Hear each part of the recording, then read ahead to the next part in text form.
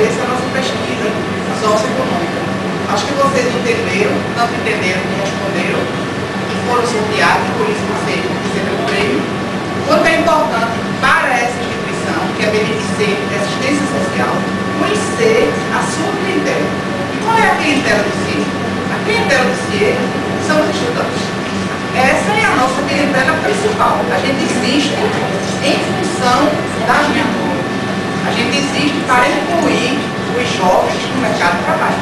A gente inclui de três maneiras. A gente inclui através do estágio, através da aprendizagem e através de cursos de qualificação gratuitos que são dados aí no Sandecam.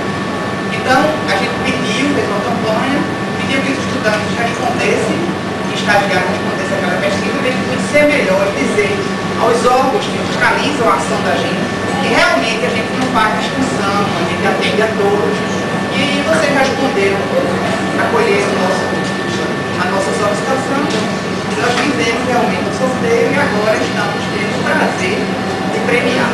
Eu gostaria de aproveitar a ocasião para pedir a vocês que vocês estimulem colegas, estudantes que vocês conheçam, perguntem se já fizeram, responderam a campanha, porque a campanha continua, fizeram a sorte e também a boa vontade de responder a pesquisa. E vamos começar agora a premiação, entregar os prêmios.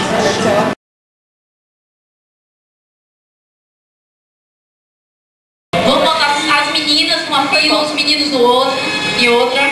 Deixa eu ver aqui.